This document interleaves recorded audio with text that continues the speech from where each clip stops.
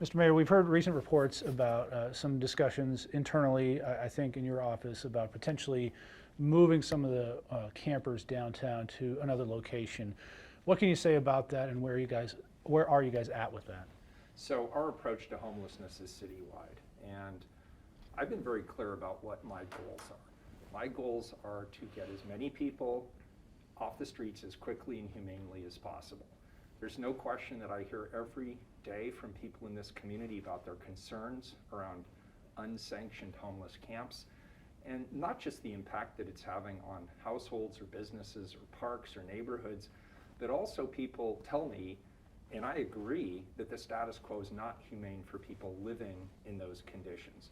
People are often living amidst squalor, they're being victimized, and so our goal isn't simply to move people from one place to another. We want to get them off the streets and get them whatever support they need to stay off the streets. Where do you have in mind as kind of a clearinghouse or a central location? It sounds like this could be more than 60 people potentially. People are on the streets for a whole host of reasons. Many people have been priced out of their households. Some people have lost their jobs or have health issues. Others are domestic violence survivors. There's a lot of youth on our streets, and they need specialized services. So just as the issue of why people are homeless is complex, so too the solutions need to be comprehensive. So what we're looking at is everything from additional shelter to sanctioned homeless camps where people have access to basic service like toilets, water, litter collection. We're working with our colleagues at Multnomah County to redouble our efforts around street level services like mental health and substance abuse treatment. And of course, we're always looking for opportunities around low cost housing. And so I was really happy when County Chair Deborah Kafoury called and said, hey, we both have a tax windfall this fall. Let's invest jointly on everything from alternatives to unsanctioned street camps to improved shelter situations, possibly purchasing undervalued motels or hotels for low-cost housing, and working together on the provision of services around mental health and substance abuse on the streets. And I believe those investments will be significant enough that people will notice a reduction in the number of unsanctioned homeless camps. In terms of where people go, my team is working with Commissioner Ryan's team and others to identify locations across the city where we might establish what are called safe rest villages, which are managed. They have access to water, to toilets, to navigation services towards mental health or substance abuse treatment, whatever people need to get off and stay off the streets. But we're also looking at more traditional shelter sites. We're looking at working with Multnomah County and community service providers to provide street level mental health and substance abuse treatment. The bottom line is these unsanctioned homeless camps we're seeing all over the city of Portland. They are inhumane for the people who live in those camps, and we're asking too much from the rest of our residents who desire to have access to their streets, to their parks, to their homes, to their businesses, to their schools. So it has to be a comprehensive approach. And my administration is leaving no stone unturned when it comes to looking at an array of different strategies to reduce the number of people camping on our streets as quickly and as humanely as possible. You mentioned Commissioner Ryan there. I believe he sent an email to your office expressing some concerns over some of the proposals that were circulating, especially this idea that there may be sanctioned encampments with more than 60 individuals in them. How would you address his concerns? Well, I think Commissioner Ryan and I have settled that. I think there was a misunderstanding about what it was I was proposing. He was talking about specifically his safe sleep villages, and those are fully managed encampments. And he has service providers who've made it very clear to him that they cannot fully manage an encampment with more than 60 people. I don't dispute that. What I was talking about was another type of proposal, something between those fully managed camps with 60 people and completely unmanaged, unsanctioned camps that we're seeing all over the city. Maybe there could be locations where we identify places where there could be porta potties, water, potentially laundry services, security. Maybe we can work with TriMet on transportation issues, something where we don't see the same manifestations of unsanctioned homeless camps that people complain about on a daily basis here in the city of Portland. It's not an either or. We're looking at all strategies. We're looking at safe rest villages. We're looking at areas where we could establish some of these very basic services that people don't have access to. We're looking at shelter options. We're looking at working with the county on purchasing motels and hotels. We're actually ahead of our goal in terms of providing supportive housing. There's no stone that we're going to leave unturned to address this issue. This is a very serious issue. The community is very upset about it. They want us to act quickly. They want us to find safe and humane alternatives to reduce the number of unsanctioned camps in this city. And I agree 100%. There's a legal issue here in asking people to move. That's been set out by the courts, that you can't tell someone they can't sleep outside if there isn't a place to put them or a place for them to go. How do you do what you're proposing without running afoul of the law here? This is a really important issue. I get asked all the time, well, why don't you do what they did in Boston? Or why don't you do what they did in Atlanta? Or why don't you do what they did and fill in the name of the city?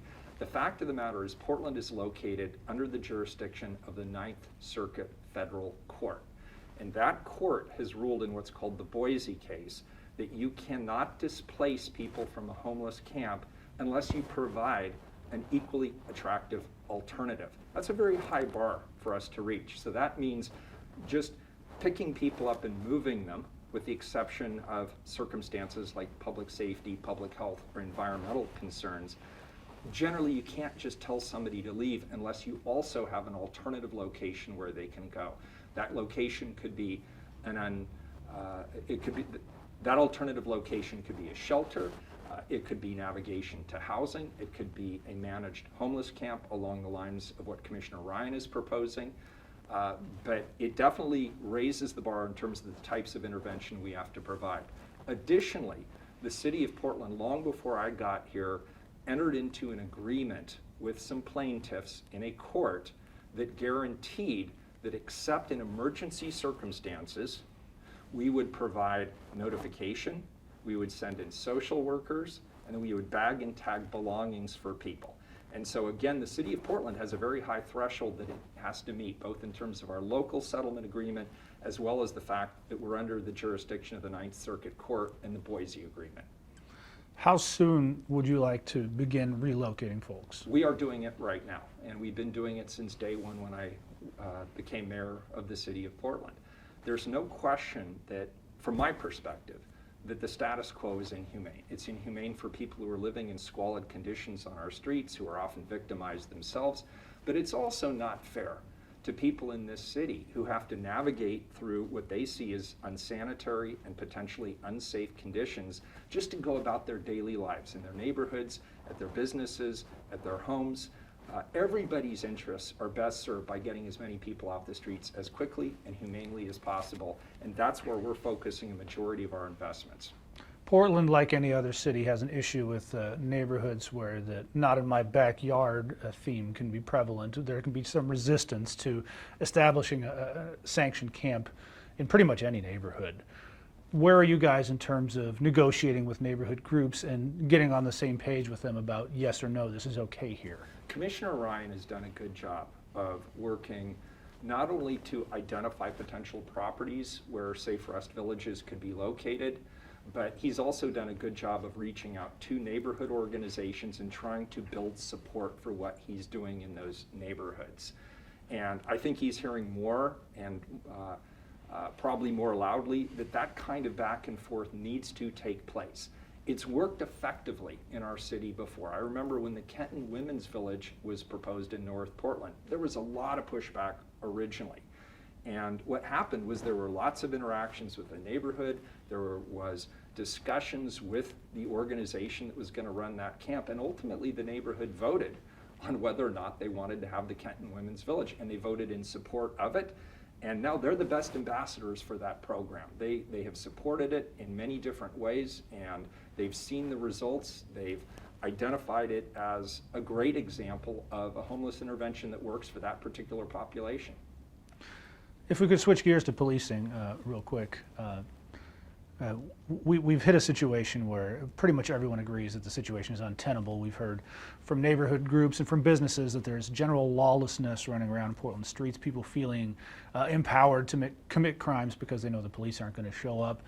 You're the police commissioner. You were also part of the vote that reduced funding for the police department a couple years ago, back in 2020. Have you done an about-face on that? Have you changed your mind about the level of funding that's needed for the police department? So let's be very clear. When Portland went into the COVID crisis, we had to cut nearly $100 million out of our general fund budget. The bureau that most relies on general fund resources is the police bureau. So there was no getting around a reduction to the police bureau. If you look at the totality of my record since my very first budget during better economic times, I've actually fought for and secured additional resources to hire more officers for the Portland Police Bureau. And that's what I'm asking my colleagues to do right now. In our upcoming budget process, which will start in the spring, I'm going to ask my colleagues to support a 5-year strategy to get staffing levels up in the Portland Police Bureau. In the more immediate term, we have a fall budget process, and I'm asking my colleagues to support what's called a retire-rehire program, which could allow us to bring back officers right now who have recently retired in the last year or two. And I believe there is adequate support on the council for that. Additionally, in this fall budget process, I'm going to bring forth resources focused on our unarmed public safety support specialist program to bring that program up to 30 individuals. Those are folks who could be out in the community. They could be engaging with local business districts, with local neighborhood associations, and addressing issues right there on the street as they take place.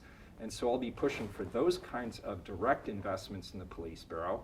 On the flip side, we're also asking tough questions about whether or not police should be doing all the work they're currently doing. There are opportunities for us to refocus some of the work that's currently going through the Portland Police Bureau, where we're sending out an armed response, where maybe an armed response isn't necessary, or where maybe even it's counterproductive. And so to that end, Commissioner Hardesty and I will be asking our colleagues in this next couple of weeks, our fall budget process, to increase support for the Portland Street Response program that can intervene when people are acting out in a lower level sort of way on the street. I'll be working with Commissioner Mapps on the 311 call system to deflect a lot of calls that are currently going inappropriately to the police bureau to other social service providers and other types of first responders. And of course, we're going to continue over the long term to make sure that we get our police staffing levels to the place they need to be. We heard just yesterday from the folks involved in tourism in Portland that their numbers are showing that people aren't wanting to go to Portland anymore, not wanting to come to Portland, and maybe not wanting to come back to Portland if they've had a bad experience here with some of the issues that we're dealing with currently. What's your strategy to bring Portland back into prominence as a place where people might want to go as a destination? We need to do a couple of different things. First of all, we need to acknowledge that our priorities are public safety, houselessness, and livability issues, meaning litter and graffiti.